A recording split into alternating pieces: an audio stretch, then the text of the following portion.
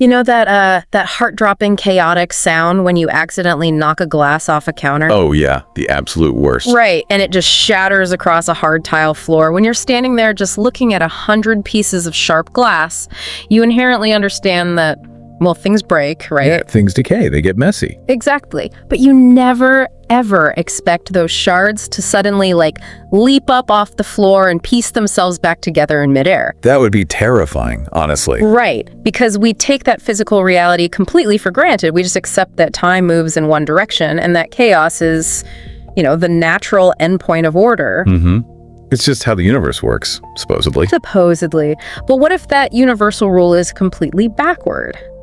Today's deep dive is centered on this incredible piece published today, July 16th, 2026, by Rajesh Chowdhury in The Eternal Thread. Such a fantastic article. Really, really dense, but brilliant. It is wild. We are going to explore this radical new framework that attempts to answer why time only seems to move forward, and how the cold mathematical laws of physics are inextricably linked to human consciousness. Yeah, and the premise Chowdhury lays out here, it forces a total reevaluation of how you and I experience existence. Okay, let's unpack this because we need to start with the basics. Right. To really grasp the magnitude of the shift he's proposing, we have to look closely at the bedrock of our current physical models. The stuff we all learned in high school physics. Exactly, because any discussion about the direction of time is ultimately a discussion about entropy, right? The second law of thermodynamics. Right. The idea that things fall apart. Yeah. We observe that isolated systems naturally evolve toward thermal equilibrium, basically a state of maximum disorder. What? Like, think of a hot cup of tea left on a desk. It's going to cool down. It inevitably cools down, as its heat just dissipates into the room. But a cold cup of tea will never, spontaneously extract heat from the surrounding air to boil itself. Right. The heat doesn't just magically jump back into the cup.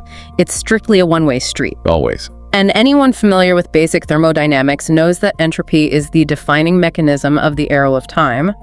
But if we accept that the universe is constantly marching toward greater disorder, we hit this massive paradox right at the beginning. The cosmological origin point. Exactly. If entropy always increases, then by definition, it had to be at its absolute minimum at the very beginning of the universe. Yeah, and that is the ultimate tension in modern physics right now. I mean, for the universe to have been winding down into disorder for, 13.8 billion years? Just say like that, yeah.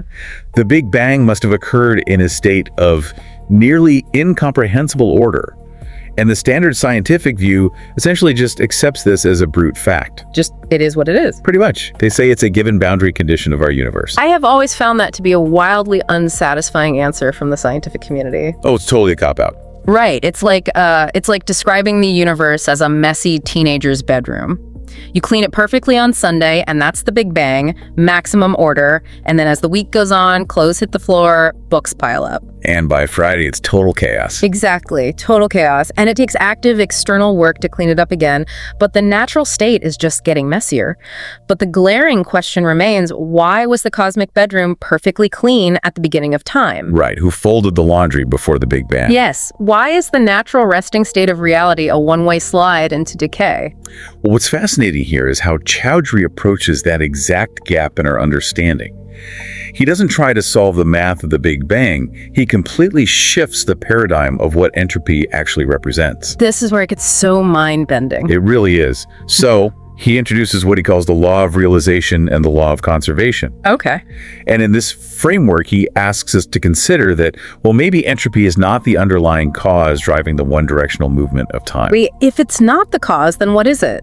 He says entropy is actually the natural, inevitable effect of something much deeper occurring. He proposes that entropy increases because realizations are accumulating in the universe, which, that is a massive conceptual leap. Huge. We are stepping completely out of standard thermodynamics here. Yeah, we're stepping into a space where consciousness and physics overlap, but I want to hold our feet to the fire on the mechanics of this because this word realization is tricky. It is. It has a lot of baggage. Right. How exactly does a non-conscious entity realize anything? Chowdhury writes that every single form in existence, whether it's a subatomic particle, a star, or a human being, is constantly offering information back into the quantum field. We aren't talking about a carbon atom having a conscious thought, are we? Like, the atom isn't pondering its existence. No, definitely not. We have to strip away the anthropomorphic baggage of the word realization to really understand the physics he's describing. Okay, so what does it mean for a particle? In a quantum mechanical sense, a realization is simply an interaction. When a subatomic particle interacts with another particle or a field, its wave function collapses. So it goes from being a probability to an actual concrete thing. Exactly. It takes on specific properties, Yeah. spin, charge, position, and that interaction generates relational data. Got it. It is a moment where the universe realizes a specific state of being out of a sea of probabilities. Oh, I see. So every interaction, no matter how microscopic, is generating concrete information about reality. Yes. And that brings us to Chowdhury's law of conservation. Because in traditional physics, we know energy is never lost, right? It's only transferred. Right, thermodynamics 101. Well, Chowdhury extends this rule to this relational data. He says the quantum field receives these realizations and holds them with what he calls quiet economy. Quiet economy, I love that phrase. It's beautiful, isn't it? It means absolutely nothing is lost. Every shift, every interaction, every tiny stabilization of a hydrogen atom. Or like the complex metabolic process of a plant. Exactly. All of it is gathered and conserved as structural information in the field. So what does this all actually mean for us? Like, if we think about the universe as an unfathomably massive computing network, it's as if every particle, every star, every person is just constantly uploading telemetry data to a cosmic cloud. Yes, perfect analogy. We are all generating raw data just by existing and interacting. Yeah. And when enough data gathers in that cloud, when enough realizations have accumulated, The system hits a threshold. right, it forces a massive system-wide software update. Yeah, that analogy tracks perfectly with what Chowdhury calls the march of complexity. Okay, walk me through that. He describes a distinct evolutionary path for the universe based on this accumulating data. Early on, right after the Big Bang, the realizations were simple. Reality existed merely as scattered particles. Just a bunch of cosmic dust. Right. But as the field conserved those interactions, it essentially learned how to sustain more complex structures. So particles updated into mass. Mass self-organized into physical form. Okay, and then form leaped into biological life. Exactly. And eventually, life updated to reflective awareness, which is, well, where humanity currently sits. That is just incredible to think about. But wait, I have to challenge this idea of entropy acting as a, what do you call it, a gentle pressure toward this higher complexity? Yeah, that gentle pressure. Because Chowdhury describes entropy not as destructive decay, but as the universe clearing away what is no longer stable to make room for these refined expressions. Right. But when I look out into the cosmos, I see supernovas wiping out entire solar systems. I see black holes tearing apart stars with incomprehensible gravitational violence. It's brutal out there. Yeah, that doesn't look like a gentle pressure toward a more refined existence. It looks like senseless, chaotic destruction. How does his framework account for that violence? Well, this raises a really important question about scale and what exactly is being destroyed. When a supernova explodes, yes, the physical form of that star is violently dismantled. But according to the law of conservation, the realization of that star's entire life cycle is permanently integrated into the field. Oh, so the data of the star survives. Exactly. And more importantly, that violent destruction is precisely what scatters heavy elements like carbon and iron across the galaxy. Which we need for life. Right. They are the fundamental prerequisites for the next software update, which is biological life.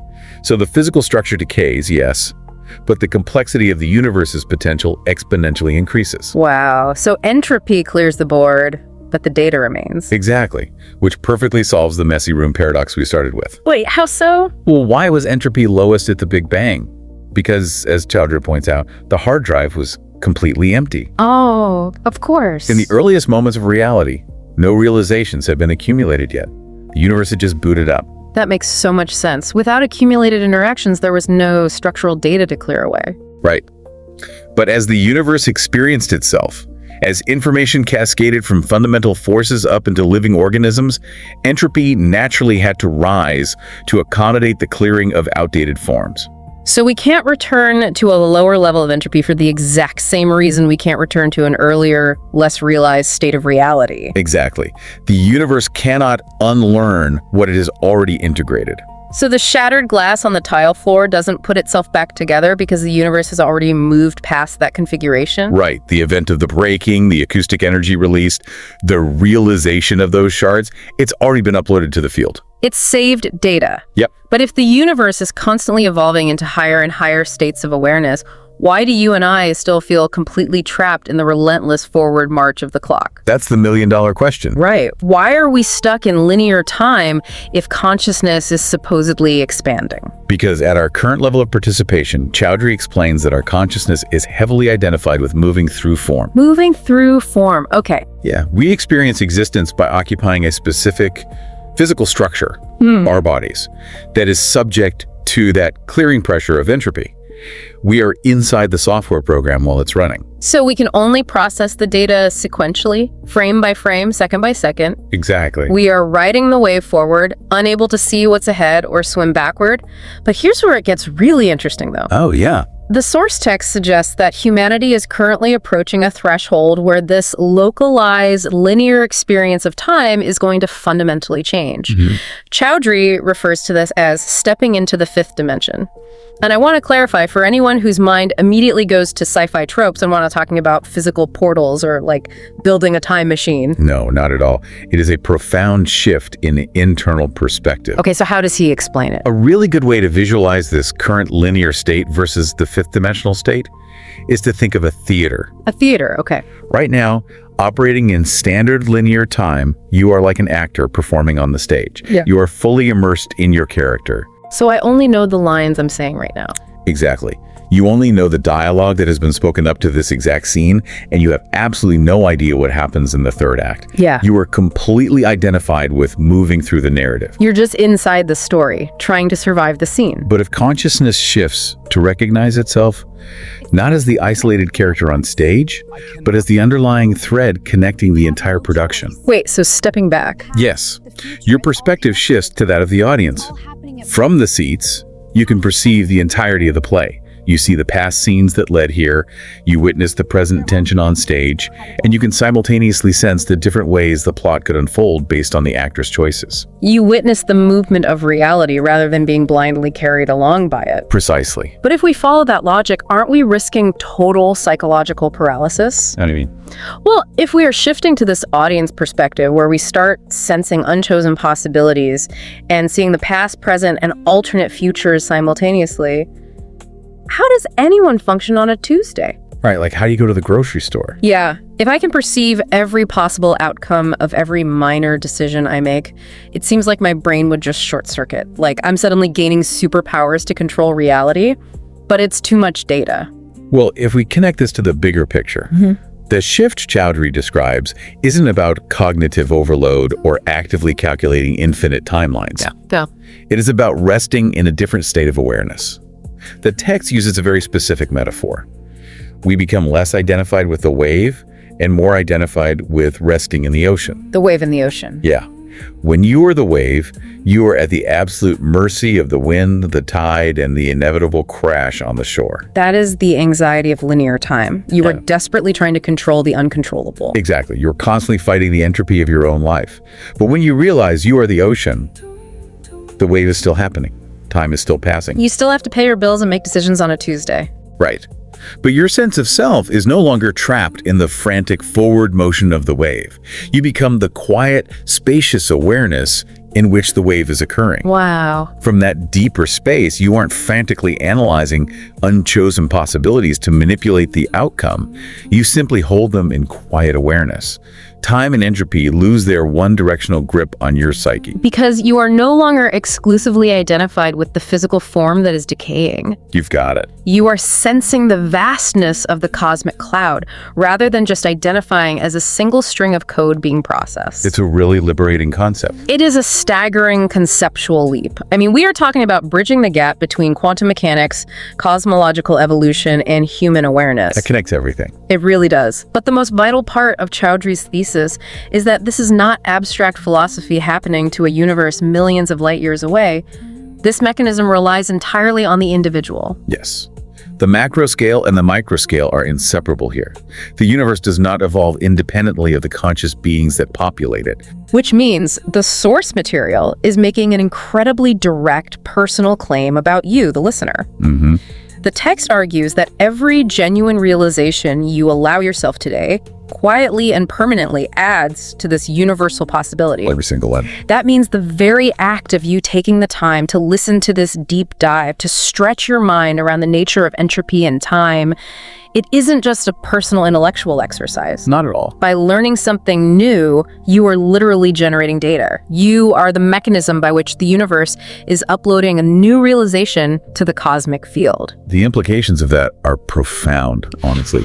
Our internal work, our psychological growth, and our expanding awareness, they are the literal engines of cosmic evolution. It makes everything feel so significant. It does. Yeah. Choudhury frames this so beautifully. He says, we are the universe continuing to realize itself. We are the eyes of the cosmos slowly learning to look back at its own structure and recognize the continuous thread that has always bound it together. When you become more aware, the universe becomes more aware. It completely reframes how we perceive our own personal failures or, moments of chaos.